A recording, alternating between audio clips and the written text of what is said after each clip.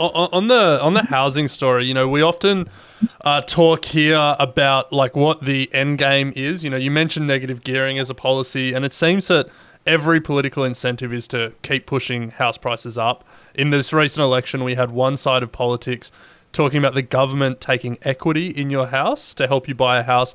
The other side saying they'll let you tap into your retirement savings to buy a house.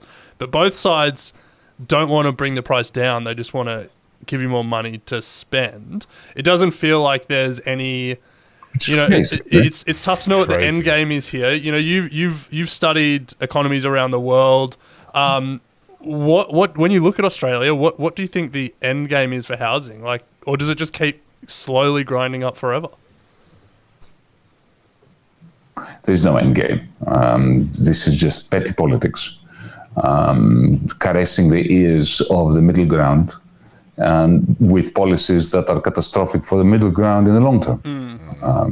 The problem that Australia has is, we need in Australia, over the next 2 years, 3 years, we need 1 million homes.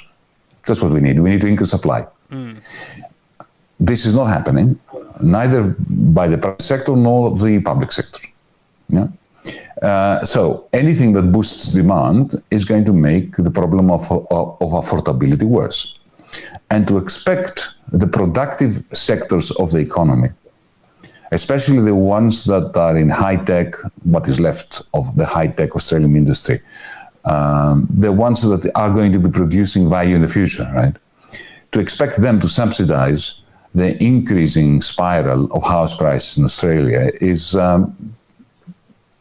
insane. You should be screaming from the rooftops. Stop doing this. Let's find a way of building private and public housing to the tune of 1 million homes to expand supply. That's what needs to happen. And, at some point, when I moved out of Australia in 2000, as you kindly reminded our viewers, one of the things I didn't miss, I missed a lot of things about Australia, but the one thing I didn't miss was the dinner party conversations about real estate. It's a nation that is caught up in a frenzy of orchestrated idiocy, of talking about houses as investments. Houses should be places where we live, and investment should be going into the things that produce future value. Houses do not produce future value. They can produce economic rent, which comes at the expense of the dynamism of one's macroeconomy.